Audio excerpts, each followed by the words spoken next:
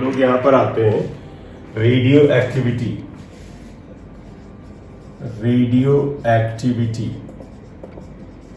और important chapter है। Henry Becquerel ने ही नेचुरल रेडियो एक्टिविटी को सबसे पहले बेटा डिस्कवर किया था। और इसका क्या मतलब होता है, कुछ हैवी एलिमेंट्स होते हैं बेटा, ऐसे एलिमेंट्स जिनके न्यूक्लियस थोड़े हैवी होते हैं या जिन्हें हम हैवी एलिमेंट्स कहते हैं, उनके न्यूक्लियस से लगातार कुछ पार्टिकल्स का और रेडिएशंस का स्पॉन्टेनियस एमिशन होता रहता है। इन्हें, इस फिनोमिना को हम रेडियो एक्टिविटी कहते हैं। तो यानी कि क्या बोला गया रेडियो एक्टिविटी का, spontaneous emission. Radio activity means what, spontaneous emission of alpha and beta particles and gamma radiations from the nucleus of the heavy elements is called radio activity या नेचुरल रेडियो एक्टिविटी। तो spontaneous emission of alpha and beta particles and gamma radiations from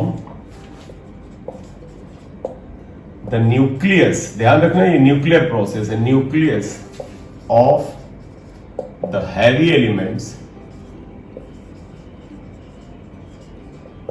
is called radioactivity। तो इस phenomena को radio activity कहते हैं और ऐसे elements को रेडियो एक्टिव एलिमेंट कहते हैं। Such elements are called radioactive elements. इन्हें हम radioactive elements. Radioactivity को सबसे पहले किसने डिस्कवर किया था, आपको पता है, बड़ा वेल नोन नेम है और दैट इज हेनरी बेक्यूरेल। बोले, radio activity was discovered by Henry Becquerel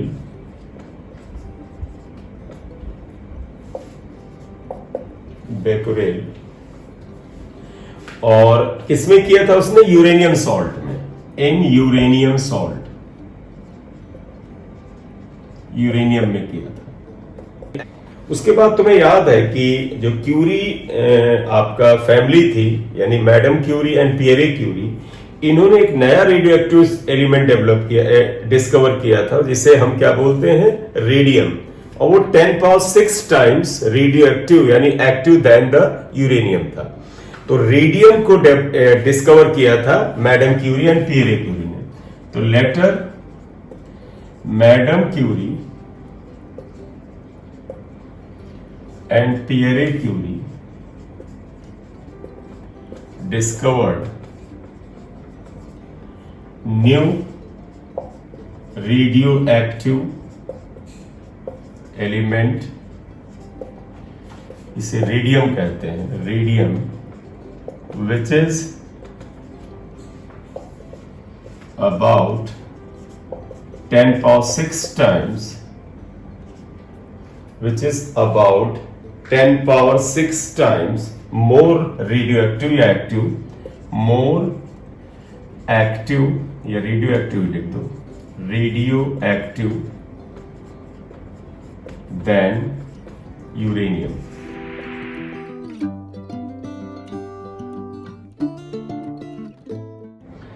ठीक है, तो ये नेचुरल रेडियो एक्टिविटी हो गई। लेकिन तुम्हें पता है आज की डेट में या इसके कई साल के बाद जो लाइटर एलिमेंट्स हैं, देखो ये हैवी एलिमेंट्स में होता है, लाइटर एलिमेंट्स में भी रेडियो एक्टिविटी यानी उसके जो न्यूक्लियस का डिसइंटीग्रेशन कराया जा सकता है, लेकिन by the bombardment of the some particles.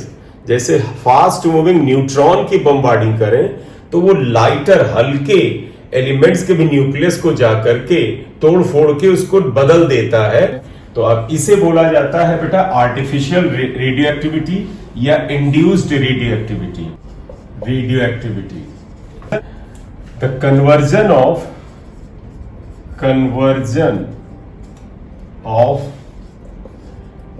Lighter elements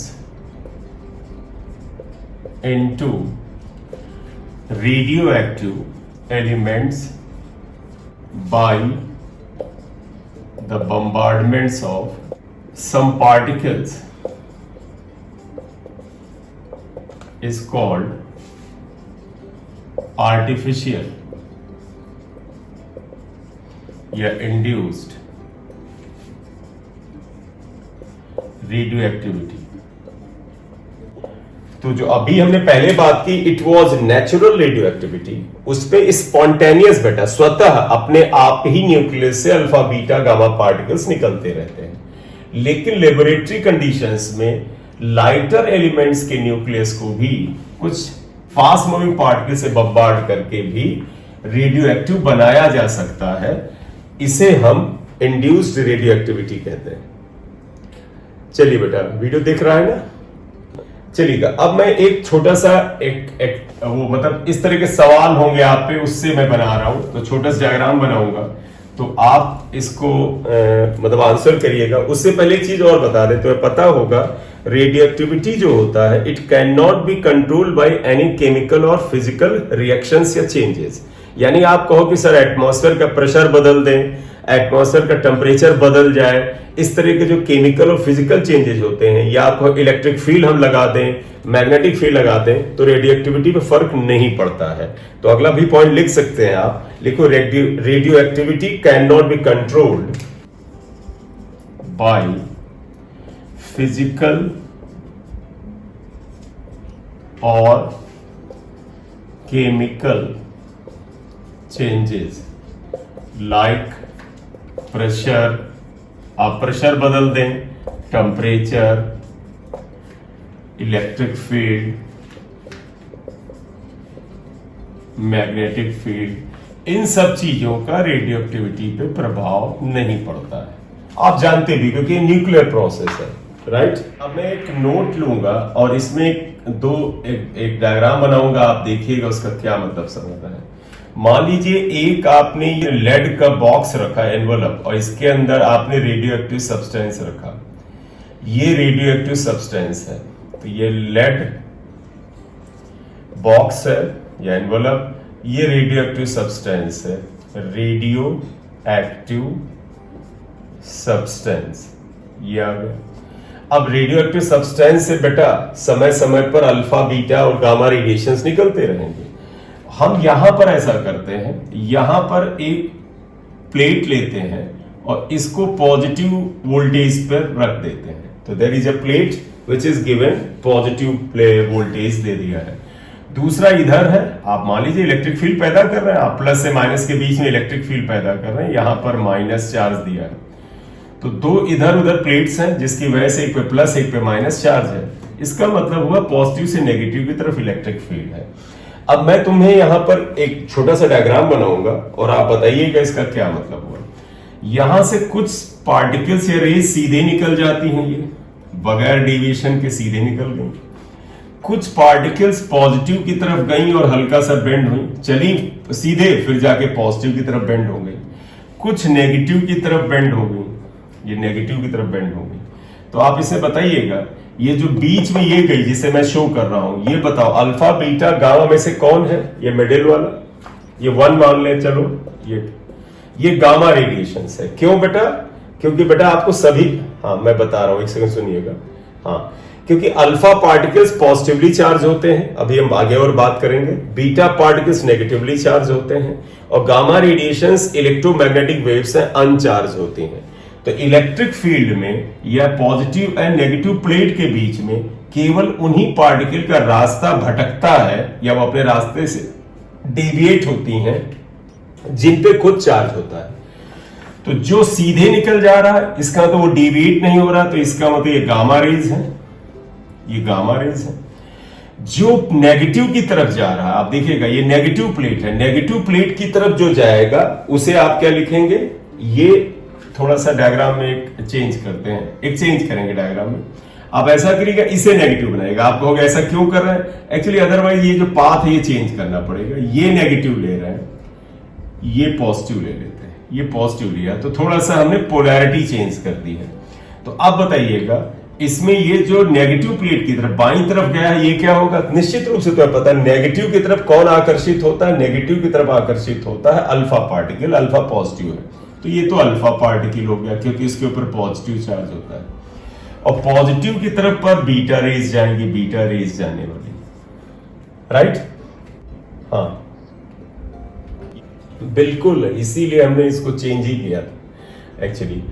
ये एक्चुअली मैं इसमें कोई और प्रश्न अभी बना नहीं पा रहा हूं, या तो हम ये कह सकते हैं, मान लीजिए ये नेगेटिव की तरफ जो एक ले गई, ये गई, एक और हम ले लेते हैं। चलो नेगेटिव की तरफ एक और पार्टिकल लिया, एक हम वो लेते हैं, तुम्हें याद है ये बीटा रेज होती है, ये वास्तव में फास्ट मूविंग इलेक्ट्रॉन होते हैं, इन्हीं का एक एंटी पार्टिकल होता है, इसे पॉजिट्रॉन कहते हैं।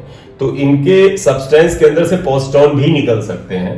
तो इनमें से आप ध्यान रखना, ये अल्फा पार्टिकल है, पॉजिटिव चार्ज होता है, नेगेटिव की तरफ आएगा। पॉजिट्रॉन पे भी पॉजिटिव चार्ज होता है, इसे बीटा माइनस रेस कहते हैं। तो तुम बता सकते हो इसे 1 और 2 रख दें तो इनमें कौन पॉजिट्रॉन होगा और कौन यहां पर अल्फा होगा, ये आप बताओ। 2 और 1 में कौन पॉजिट्रॉन, क्योंकि both are positively charge, both will be attracted towards the negative plate, तो only on the basis of their positive charge आप नहीं बता पाओगे कि 2 और 1 में से कौन सा अल्फा पार्टिकल के लिए है और कौन सा बीटा प्लस। अल्फा और बीटा प्लस को बेटा हम पॉजिट्रॉन कहते हैं, अभी आएगा इसी चैप्टर। पॉजिट्रॉन का नाम ही से क्लियर है, पॉजिटिव इलेक्ट्रॉन, एंडरसन ने डिस्कवर किया था। इसकी सारी प्रॉपर्टीज इलेक्ट्रॉन वाली ही है, यानी इस पे अमाउंट ऑफ चार्ज इलेक्ट्रॉन के बराबर होगा, मास जो होगा इलेक्ट्रॉन के बराबर होगा, बस साइन अलग होगा। इस पे इलेक्ट्रॉन के बराबर का पॉजिटिव चार्ज होता है। चलिए आप बताइएगा मुझे, 1 नंबर का अगर आप देखो ये पाथ अगर ये जाए तो इसका रेडियस जो होता है 1 नंबर का, देखो जो अगर या डेविएशन जो है वो ज्यादा है कि 2 नंबर का डेविएशन ज्यादा है, आप बताइए। 2 का डेविएशन ज्यादा है, क्योंकि निकल तो सब सीधे रहे थे, तो 2 का डेविएशन देखो, 2 ज्यादा घूम गया, 1 कम घूमा। तो अब तुमसे अगर मैं कहूं डेविएशन फोर्स पे डिपेंड करता है। F इक्वल टू क्या होता है, QE अपॉन M होता है। आप इस पे चले जाए, चार्ज पे तो इन दोनों में दुगने का फर्क आता है, जितना नहीं चार्ज का कितने का दुगने का फर्क होता है ना, अल्फा पे चार्ज इलेक्ट्रॉन का दुगना चार्ज होता है ना। तो बेटा आप ध्यान रखना, इससे बताए, एक सेकेंड बेटा, देखो इलेक्ट्रिक फील्ड तो कांस्टेंट है, लेकिन चार्ज क्या होता है अल्फा पार्टिकल पर बीटा पार्टिकल के तुलना में दुगना होता है, लेकिन मास पे ज्यादा प्रभाव डालेगा। क्यों? क्योंकि मास जो होता है इलेक्ट्रॉन का वो अल्फा पार्टिकल की तुलना में अच्छा खासा कम होता है। तो मैं ये कह रहा था इससे ज्यादा फर्क पड़ेगा, जिसका मास ज्यादा होता है उससे फोर्स कम लगता है, और जिससे फोर्स कम लगता है उसका डेविएशन कम होता है। तो यानी कि 1 का डेविएशन कम है, तो देखो ये कम मुड़ा है, तो इसका तो 1 जो होगा वो होगा जिसका मास जो होता है वो ज्यादा होता है, और मास ज्यादा अल्फा पार्टिकल का होता है। तो ये अल्फा पार्टिकल हो जाएगा और ये बीटा प्लस हो जाएगा, जिसे पॉजिट्रॉन कहते हैं। ठीक है बेटा, मैं तुम्हें बताऊं, इलेक्ट्रॉन को ऐसे लेते हैं, सुनिए बेटा, इलेक्ट्रॉन को 0 मास लेते हैं, -1 चार्ज होता है। प्रोटॉन को 1 लेते हैं, यानी प्रोटॉन का मास चार्ज 1 है लेकिन मास भी 1 है। तो बीटा पार्टिकल हीलियम न्यूक्लियस होता है, हीलियम का मास जो है वो प्रोटॉन की तुलना में 4 गुना है, और जबकि प्रोटॉन का मास जो है इलेक्ट्रॉन की तुलना में, तुम्हें याद है, 10,000 गुना ज्यादा होता है। इलेक्ट्रॉन का 10 पावर -31 होता है और प्रोटॉन का मास 10 पावर -27 होता है। तो इस तरह के जब न्यूमेरिकल रीजनिंग वाले किए जाते हैं, इस जगह पर मैं तुम्हें एक एक फार्मूला ऐसे बता के करूं, वो थोड़ा सा जानते क्या होगा, फिर तुम कर ही नहीं पाओगे। कहने का मतलब बड़ा तेजी से हटाना कि चार्ज देखिएगा इलेक्ट्रॉन, क्योंकि पॉजिट्रॉन के ऊपर चार्ज जो होता है इलेक्ट्रॉन के बराबर होता है और हीलियम पे दुगना होता है, तो चार्ज में से दुगने का फर्क है, यानी ये 2 टाइम्स का फर्क डालेगा।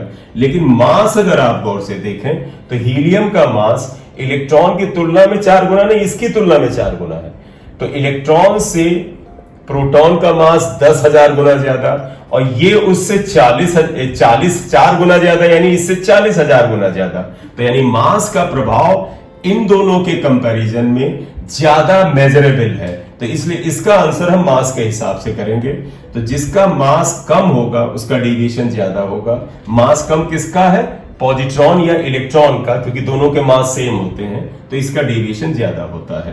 तो ये बीटा पार्टिकल होगा। चले आगे। हाँ, बीटा रेज तो फास्ट मूविंग इलेक्ट्रॉन्स होते ही नहीं, बीटा इज ऑलवेज अब। ये तुम्हें लग सकता है ये न्यूक्लियस से कहां से आते हैं, तो ये आएगा अभी बताएंगे कि तुम्हें लगे कि इलेक्ट्रॉन तो ऑर्बिट में होते हैं, नहीं, न्यूक्लियस से आते हैं। वो कैसे आते हैं हम बात करेंगे। थोड़ा स्लो चल रहा है, मैं जितना सोचा था उससे काफी स्पीड कम कर दी तुम लोगों ने। थोड़ा सा मैं हटा दूं इसे, नोट 2 कर देंगे। अब कई बार उसमें आप फिर सोचिएगा जरा, अब हम मैग्नेटिक फील्ड में रख रहे हैं, ये मैग्नेटिक फील्ड है, ये मैग्नेटिक फील्ड ये इन्वर्ट तुम्हें दिख रहा है। इसके अंदर फिर वही एनवलप में हमने रेडियोएक्टिव सब्सटेंस को रखा है, ये रेडियोएक्टिव सब्सटेंस है। यहां से आप समझिएगा मैग्नेटिक फील्ड में कुछ पार्टिकल अनडेविएटेड जाते हैं, 1 नंबर मान लें, कुछ इधर बेंड होते हैं और कुछ इधर जाते हैं यहां पर। ये अब आप इसमें देख के बताइएगा 1 नंबर क्या होगा, गामा होगा बेटा। किसी चीज का समझिएगा, पार्टिकल्स तो 90 डिग्री पे ऐसे निकलते हैं, कायदे से अगर मैग्नेटिक फील्ड वगैरह ना हो तो ये पार्टिकल सीधे जाते सारे। लेकिन मैग्नेटिक फील्ड क्या होता है तुम्हें पता, मैग्नेटिक फील्ड जो होता है चार्ज पार्टिकल के ऊपर, इवन और बेहतर वर्ड यूज करें, मूविंग चार्ज पार्टिकल के ऊपर एक फोर्स लगा देता है। तो पता मैग्नेटिक फोर्स इक्वल टू होता है QBB। बी तो कांस्टेंट है, वेलोसिटी को आप ज्यादा अभी तवज्जो मत दो, हालांकि फर्क होता है उनमें, लेकिन FM is actually proportional to Q आता है, आप ये ध्यान दें। अब इसमें क्या हुआ तो पता है कि जो सीधे निकल जाए, अनडिविएटेड सीधे जा रहा, मैग्नेटिक फील्ड का प्रभाव नहीं पड़ रहा, ऐसे निकलता सीधे जाए, तो इसका तो ये गामा रेडिएशन है, क्योंकि गामा पे चार्ज नहीं होता है, तो ये तो गामा रेज हो जाएंगी बिकॉज अनडिफ्लेक्टेड जा रही है। अब बताइएगा ये बीटा होगा या ये बीटा होगा, 3 है, इसके लिए आपको फ्लेमिंग लेफ्ट हैंड रूल लगाना चाहिए। फ्लेमिंग लेफ्ट हैंड रूल या राइट हैंड पाम रूल। देखो मैं इसको पकड़ता हूं पहले, देखो ये यूं जा रहा था लेकिन इधर मुड़ गया, इसका मतलब है इस पार्टिकल के ऊपर इस तरफ फोर्स लगा होगा। याद करो I, B और F। I का मतलब जिधर पॉजिटिव चार्ज चले तो मैं पहले B की तरफ ले जा रहा हूं, देखो B है, मैं ऐसे ले गया। I का मतलब अगर ये पॉजिटिव चार्ज होता ये ऊपर जाता, देखो फोर्स इधर लग रहा है, तो इतना पहचाना तुमको। आपने इसे पॉजिटिव क्यों माना, क्योंकि माना सेट दिख रहा है, क्या मैग्नेटिक फील्ड नीचे की तरफ ये लगाया। अगर ये पॉजिटिव चार्ज होता ऊपर जाता तो फोर्स इधर लगता तुमको। सर अगर ये नेगेटिव होता तो भाई तुम यूं लेते। नेगेटिव में देखो बेटा, अगर ये नेगेटिव चार्ज इधर जाता तो करंट नीचे लेना पड़ता, और तब तो इसको इधर मोड़ना चाहिए था, ये इधर जा रहा है, तो इसका मतलब फिर से देखिएगा मैग्नेटिक फील्ड डाउनवर्ड ये किया। अगर हमने लिया है कि फोर्स इस पे इधर लग रहा है, इधर लग रहा है, तो इसका तो ऊपर की तरफ वेलोसिटी किसकी, पॉजिटिव चार्ज। तो जब पॉजिटिव चार्ज ऊपर की तरफ यानी यूं जा रहा था तो फोर्स इधर लग रहा है, इसका मतलब ये पॉजिटिव चार्ज है, और बीटा अल्फा में अल्फा पॉजिटिव चार्ज होता है। अब इस पे आ जाओ, देखो ये ऐसे निकला था लेकिन फोर्स इधर लग रहा है। इधर फोर्स के लिए आपको हथेली इधर ले जानी पड़ेगी, मैग्नेटिक फील्ड नीचे, हथेली इधर, क्योंकि फोर्स इधर लग रहा है, तो करंट की डायरेक्शन नीचे। और करंट तुम्हें पता जिधर होता है नेगेटिव चार्ज के अपोजिट चलता है, यानी ये नेगेटिव चार्ज होगा, ऐसे चलोगा, ये बीटा पार्टिकल्स है। बोले बेटा, clear?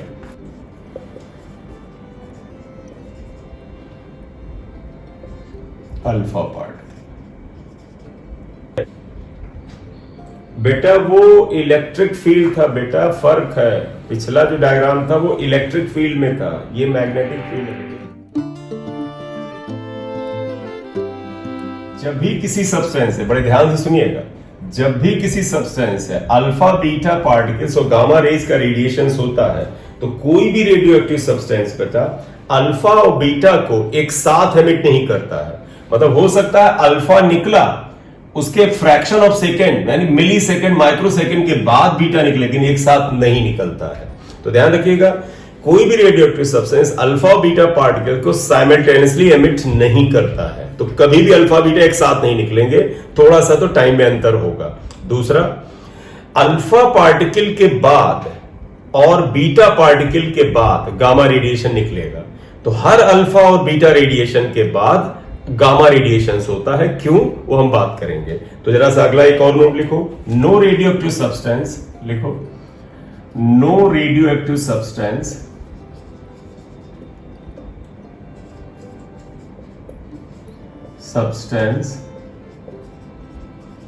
can emit alpha and beta particles both simultaneously। ठीक, next, gamma rays are emitted after the emission of alpha and beta particles. तो gamma rays are emitted after the emission of, तो जब alpha का emission होगा तो एक gamma आएगा, और जब बीटा का होगा तो भी gamma radiation. Beta particles are not orbital electrons, beta particles are not orbital electrons, ये ऑर्बिटल इलेक्ट्रॉन्स नहीं है, they are emitted from the nucleus, ये न्यूक्लियस से निकलेंगे। when कब, when a neutron is converted into proton, जब एक न्यूट्रॉन जो होता है प्रोटॉन में कन्वर्ट करता है। ये लाइन मिटा दो बेटा, ये वाली गामा रेज एमिटेड मिटा दो। When the neutron is converted into proton, an electron, ऐसे लिख दो, electron is obtained। लिखना चाहे तो ऐसे लिख सकते हैं, जैसे एक न्यूट्रॉन है, हम ऊपर आमतौर में मास लिखते हैं तो 1 आएगा, 4 0। ये किसमें टूटा? प्रोटॉन में। प्रोटॉन पे 1 1 यानी मास भी एक है, चार्ज भी एक है। तो अगर आप बैलेंसिंग पे जाएं तो नीचे 0 है, तो यहां जो कुछ भी बचेगा उसके ऊपर क्या होगा? ये 0 आना चाहिए। देखो ये 0 है तो ये 1 है, तो यहाँ माइनस आएगा, यहाँ 1 है, ये 1 है, 0 आएगा। और ये इलेक्ट्रॉन पे होता है, मास 0, चार्ज -1, ये बीटा पार्टिकल है।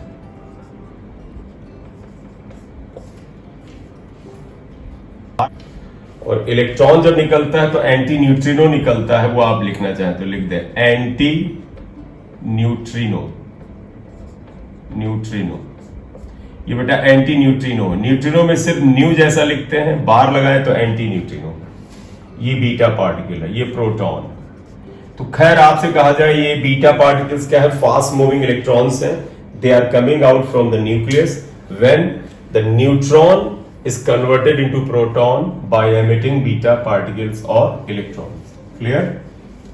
चलिए अब जरा मैं इनमें अंतर कर लेता हूं, क्योंकि यहां से छोटी छोटी बातें आती जो कि पढ़ा नहीं जाता, लेकिन मैं बना देता हूं। पेनिट्रेटिंग पावर का इनका क्या रिलेशन है? पेनिट्रेटिंग पावर का मतलब जानते हो? किसी चीज को पार कर जाने की क्षमता। तुम बताओ बेटा, अल्फा बीटा गामा में पेनिट्रेटिंग पावर किसकी ज्यादा होगी? ऑब्वियसली गामा रेडिएशन बड़े खतरनाक होते हैं, एक्सरे से ज्यादा खतरनाक है भैया। तो पेनिट्रेटिंग पावर गामा का सबसे ज्यादा, उसके बाद बीटा और सबसे कम अल्फा। बोले क्लियर? आयोनाइजेशन पावर बताओ, आयोनाइजेशन पावर का क्या मतलब होता है? हाँ बिल्कुल, जैसे हमारे एटमॉस्फेयर से पार्टिकल गुजरे हो तो एयर मॉलिक्यूल्स या एयर पार्टिकल या गैसेस से टकराएं और टक्कर से के बाद उसके अंदर से इलेक्ट्रॉन निकाल के आयोनाइज कर दें। तो ये बेटा शक्ति उनमें ज्यादा होती है जिसमें पार्टिकल नेचर ज्यादा होता है, यानी जो थोड़ा मैसिव, जिसका मोमेंटम ज्यादा होता है, इसलिए अल्फा पार्टिकल में ज्यादा होता है। अल्फा ज्यादा, बीटा और गामा में सबसे कम। गामा तो क्या है? फोटोन जैसे होते हैं, राइट? इसमें ऐसा करते हैं, अल्फा डिके, बीटा डिके और गामा डिके जरा अलग अलग पढ़ लें, फिर आगे चलते हैं। तो अब मैं इसे हटा रहा हूं, लिखना बेटा अल्फा डिके क्या होता है, ये हटा दूं, ये जो लिखा है आयोनाइजेशन पावर वगैरह।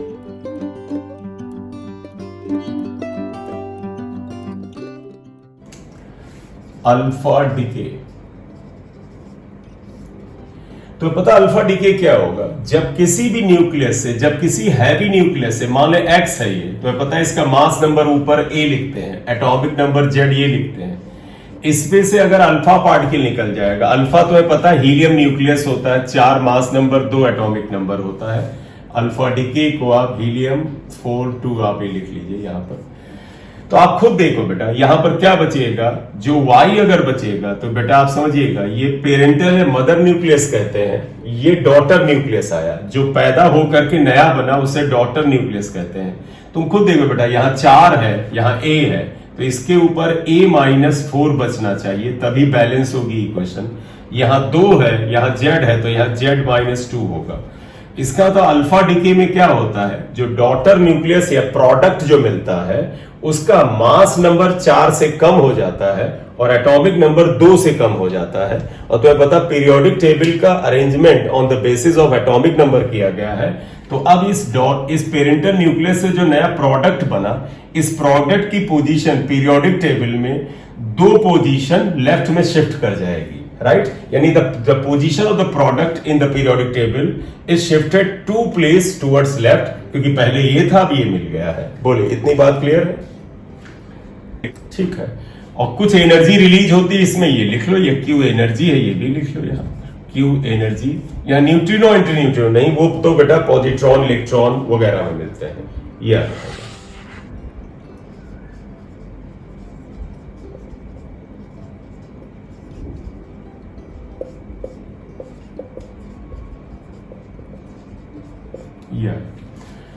तो when alpha particle is emitted from the radioactive substance, then mass number of the daughter nucleus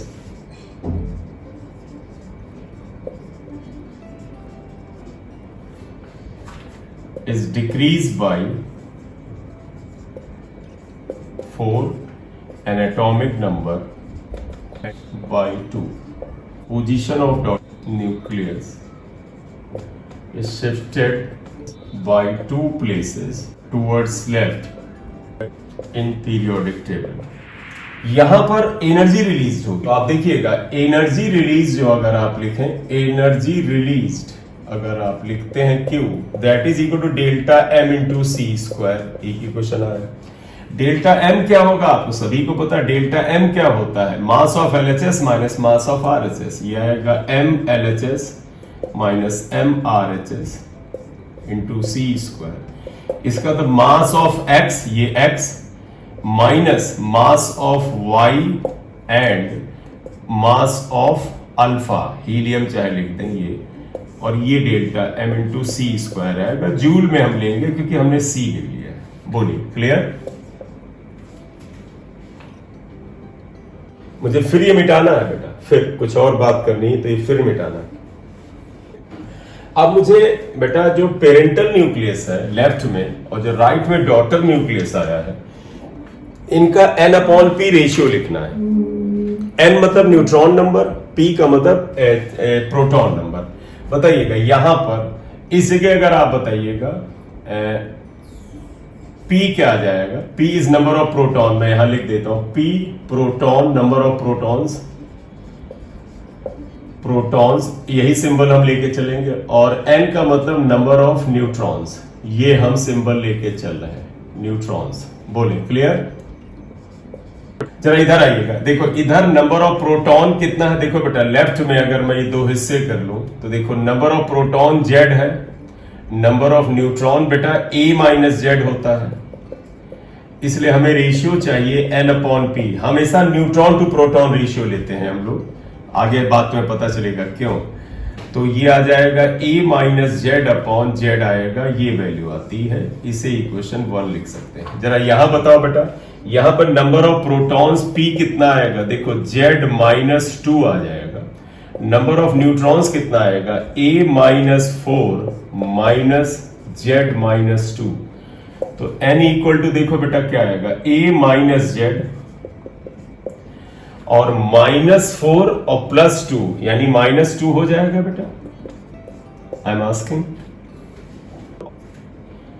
देखो A माइनस Z, ये A माइनस Z माइनस 4 और प्लस 2 तो माइनस 2 आएगा। Therefore N/P ratio right side में लिखें तो A minus Z minus 2 upon, ये Z है, अपॉन Z माइनस 2 आता है, ये है।